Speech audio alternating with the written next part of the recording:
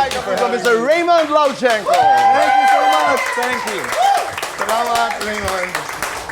I'm so happy to see you. Thank you so much for having me. Maraming salamat din. And I just met your wife, lovely wife. Nag-uumpisa pa lang kami magkakwentuhan. Nag-umpisa na po ang palabas. But, okay, because we have like 1 hour to talk, and then joke. Raymond, you're doing this concert. 40th anniversary. 40. I can't believe it. Sabi ko, Raymond, bago nagsimula po ang palabas, Raymond, para sa akin, you know, I saw him as a boy, okay? And you're still a boy to me. I don't know why things don't change. But anyway, 40 years in the business and you're doing a concert. That's right. It's my way of saying thank you to all the audiences who have listened to me for the past 40 years and continue to listen to me.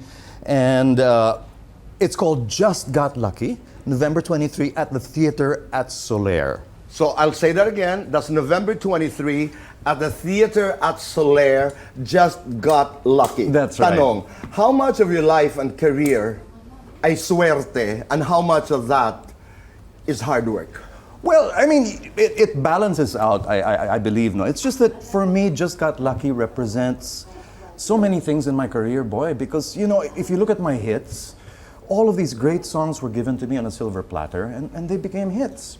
And then, with all the starts and stops that I've had, every time I gravitate back towards singing, audiences still welcome me with open arms and without judgment. So, feeling ko, I really just got lucky. Now, maybe the more appropriate term is, I've been extremely blessed. You are. But that's not the title of a catchy song from Bagets.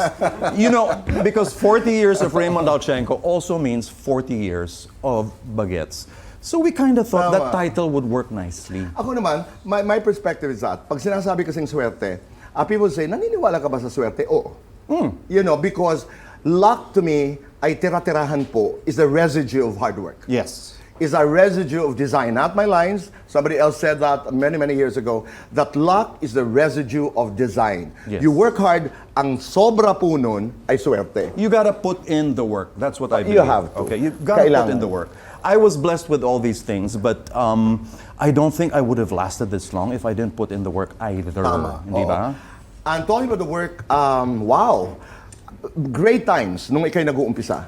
Pumasok ka sa industriya, you had a film with Sharon, you're the leading man of Maricel Soriano, you had the hits, your songs were being composed by pinakamahuhusay ng mga kompositor dito sa Pilipinas.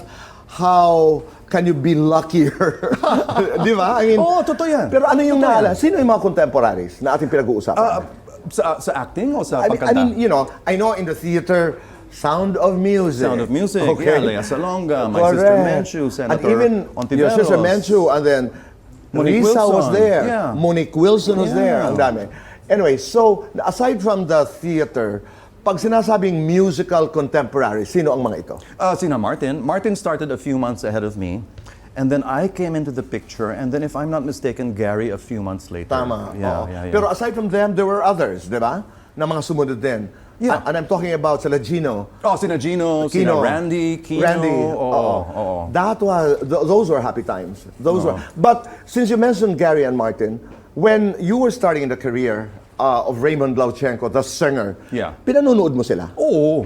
They were two of the biggest names. Those are... And some people would even say that, you know, Raymond is there, you know? You know, those two guys are my idols. Martin is the concert king, and Gary is, well, he's like the ultimate performer. I really look up to these guys very much. Okay. But, you know, we're all different from each other. One of the things that I admire most about Martin and Gary is that they saw the goal, they saw the destination, and they went straight for it. Ako kasi, I had this creative restlessness in me na I saw the destination, but the journey was just as important. So if I was going down the highway, I'd see something interesting on the right, professional photography, I would stop. Yun ang ginawa mo. I saw directing, Pumunta I ka doon. stopped for years because it takes time to get good at these things. And then stop talaga sa pandemic because everything stopped for all of us. Tama. So I went into visual art. So for me, the journey has been just as exciting as the destination. Wonderful. You know, and of course, in the industry, pag pinapanood mo naman yung journey, yung trajectory ng inyong mga paglalakbay, ika nga, your journey, so say, Raymond was there, and then suddenly, he's not so active. Now that explains it. Kasi, napunta ka sa pagdidirect, napunta ka doon sa visual arts, I directed over photography, 500 I remember events. that. I had a studio. Correct. You know, I became a sculptor. Are you happy? Oh, yes. Ang ganda, yes, no? Yes. Ako lang, I wish I had more time for all of my dreams, but you know, life is short, so you gotta choose the dreams. Ano pa yung mga dreams na hindi natutupad, Raymond? Well, now I'm pretty much satisfied. You are. I can say I've achieved or I've dabbled into the major dreams. I can't achieve them all because there's little time. Correct. So now, parang I wanna concentrate na on singing. I think it's time to go back. Time to say thank you to the audiences who have, you know, supported me for the last 40 Ito yung years. pasasalamat na. Ito na, pasasalamat Okay. na. Oh, but since you're going back to singing, are you going to go back to what? Baka naman, you're going to go into producing, you're going to go into directing. No, I will leave that headache for others. My wife can produce. Me, I will sing. You just want to sing. I just want to sing. And Just Got Lucky is also considered to be the song of your life. It is. Bakit? Kasi nga, I've been blessed. Correct. Using the word blessed. I've been Pero blessed. It was a theme song of the movie Bagets, kung saan nakasama mo si William Martinez, Aga, JC Bonin, William, Herbert Bautista, and the girls, of course, sina Yula, sina Jobel, sina Cheska. Paano nabago ang iyong buhay ng Bagets? Ay, nabago ng katakot-takot, boy. Because after that movie, I was like, oh my God, anything else that I do will forever be second to being a Bagets. You know, I go out sometimes. Kahit ngayon, di ba? Yeah, a few Kahit months ngayon. ago, I was in Australia. Nakikita ako sa mall, and they go, uy, Raymond Lauchengco, Bagets. and they do this, you know? And so I do this also, you know, just to be polite. Ano ba yung nasa mall ka? Ano ko talaga saan nagkakaganong kayo? Sa escalator. Kumusta ka, Raymond? How are you doing? Okay. So parang, you know, it's for a while I didn't know how to react to it because I was like, you know, I've done other things. But now, you know, boy, it's really about gratitude. Tama. I just embrace it. Using your hits, Yeah. okay? I Need You Back.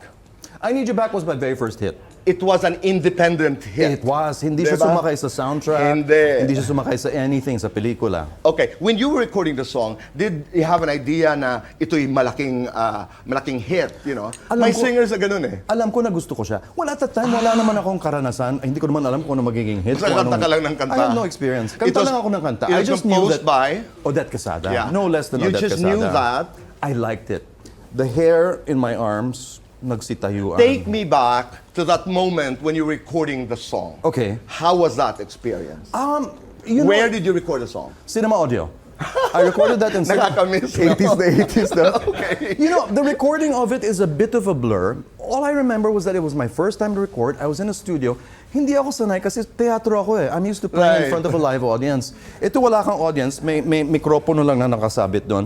So it was a bit daunting for me. you Pero know? Raymond, pag nagre-record ka, even today, mas gusto mo yung madilim? Like, do you like to simulate a performance vibe or... Hindi naman because I close my eyes. Okay, but let's do fast talk. Sure. Oh, Okay? fast talk. Okay. Let's do fast talk. 2 minutes to do this and our time begins now. Raymond, Bagets forgets. Bagets. Welcome, farewell. Welcome. Guwapo pa rin, magaling pa rin. Magaling pa rin. Maswerte o madiskarte? Madiskarte. Clean or rugged? Clean. Mas hot noon, mas hot ngayon. Always hot. I wasn't ready for that. Mia, singer or actor? Singer. Takot kay misis, takot sa multo. Takot kay misis. I need you or I want you? I want you. Dream boy or ideal man? Ideal man. Pinakagwapo sa Bagets. No comment. Nakakahiya. Pinakapasayway sa Bagets. Pasaway sa Bagets. Ako? Naging crush mo sa Bagets? Unang crush ko sa si Sharon, wala naman siya sa Bagets. Wala. Oo, artistang, pero sa first film magkasama kayo. Oo. Artistang muntik mong maging girlfriend.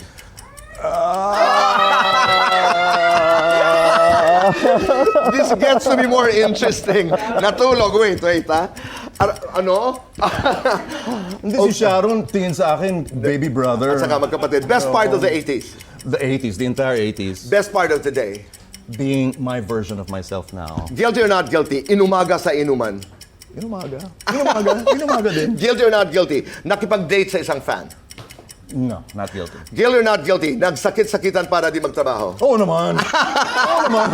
Guilty or not guilty? Nagtulog-tulugan para di utusan. Yes. Yes. Guilty or not guilty? Hindi nabayaran sa isang show. Ay, maraming beses po.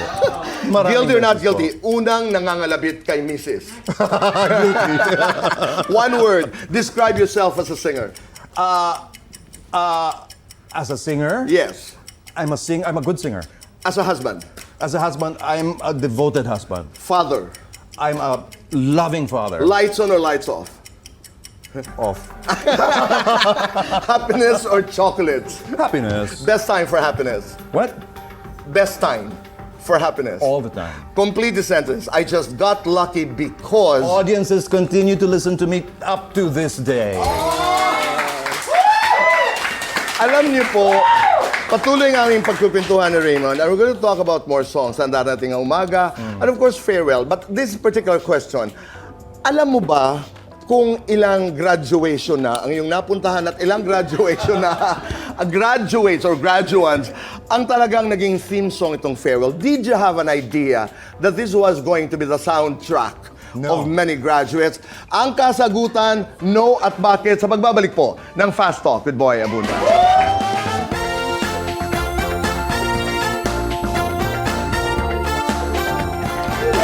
Back on the show, kasama pa rin po natin si Raymond Lauchengco. Raymond is doing a concert again at November 23, Theater at Soler. Concert is Just Got Lucky and tickets are available at Ticket World. Alam mo, gustong-gusto ko na hindi ka nagpakulay ng buhok. You know, I like it. Ako din. I like as my a hair. friend, I like as a my hair. fan, I love it. I like my hair. You know, natutuwa nga ako, boy, because I watch these really popular K-pop stars. And they're so good looking, di ba? Ang babata, 20s, 30s, and you look at their hair, platinum. And I'm like, guys, mahal yung ginagawa niyo. All you have to do is be patient and wait because one day it's going to be free. Now, let me put this out there. There's nothing wrong with guys coloring their hair. Of course. I just want to be the guy who says it's also okay not to color your hair because it's just hair. It has very little to do with who you are on the inside, which I think matters a little more. No, at saka, ang ganda nung, it's very telling sa mga kaibigan, sa tao, sa iyong audience, as partly as to who you are. You know, you celebrate who you are, and part of which is being comfortable with... Yeah, accepting it. Tsaka, nung nag-pandemic kasi, boy, I thought my career was finished. I thought I would All never... of us, Raymond. Yeah. Ano ka? I thought I would never sing again. So I told myself, you know, if given opportunities again, if ever things get better, I would like to face these opportunities with gratitude, with grace, with truth and authenticity. Tama. Oo, may nagsabi nga noon na during the pandemic, we were all confronted by our finitude. You know, the other way of saying it is, we were all told that we are all going to die. Yes. So we might as well be better. Mamamatay tayong lahat. Totoo. We might as well be better people, kinder, more compassionate. Totoo. Diba? And Totoo. some of us ask the question, saan darating ang umaga? One of your most beloved hits. You know, I saw that song being written. In fact, I As only... in, nakita mo si The Nakita Great mo. Canseco Yes. na sinusulat? Yes. I only found out the day before that I was going to record that song. Boss Vic told me, Raymond, nasa pelikula ka, ikaw na mag-record ng theme So song. paano sinulat ni George Canseco? I asked, when is the recording? The next day. I was like, oh my God, the next day, how am I going to learn this? So I cut class, which is not advisable. I went to the studio early to try and learn it. And I introduced myself. I said, Mr. Canseco, ako po si Raymond. I will be singing your song today. And he goes, ikaw ba si Raymond? Iho, sige, maupo ka muna sa sofa dahil sinusulat ko pa. And then there's a song written again ng isa pang napakahusay na kompositor, the great Cecil Azarcon. Cecil Azarcon. Na, you also had no inkling at all that this was going to be a wedding song. No idea. Parang farewell. I had no idea that it would resonate so much and that every school would use it for graduation. Ito naman si So It's You. Ang maganda dito, boy, nag-evolve yung kanta. Oo. From something that talked about first love, I now sing it sa mga renewal of vows of people who have been married 20, 30 years or so. So, I mean, you know, it tells a story of a love that evolves. That's what I love about it so much. Oo. At paano naman kayo nagkatagpuan ni Cecil Azarcon? Again, I just got lucky because the song was just given to me. Galing. Yeah. Oo. Ikaw ba pag kumakanta sa kasal, sa graduation, affordable ka ba? Who manages this, Mia? I think so kasi maraming kumukuha sa akin. Oh. I mean, kung ako halimbawa graduate, that would be a dream. Di ba? Raymond Lauchengco doing farewell. Let's go to farewell. Yes. Farewell, oh my God, it resonated so deeply and so loudly. Alam mo, boy, one time I was promoting a show in Guam. And part of the promo was to visit a school, a local school, an international school in Guam. Pagpasok mo? Hindi Pinoy. When I arrived, lo and behold, they were rehearsing the graduation. Ano yung kanta na gamit nila? Farewell. Few lines, please. Same thing in LA. Oh my God. An American school in LA, and they're using farewell. It turns out their teachers were Filipino. Raymond, maraming salamat. November 23 at the theater at Soler. Just got lucky, starring the one and the only Raymond Lauchengco. Thank you. Salamat po. Salamat po. Naitay, Kapuso, maraming salamat po sa inyong pagpapatuloy sa amin sa inyong mga tahanan at puso araw-araw. And be kind, make your nanay and tatay proud, and say thank you. Do one good thing a day and make this world a better place. Goodbye for now. God bless.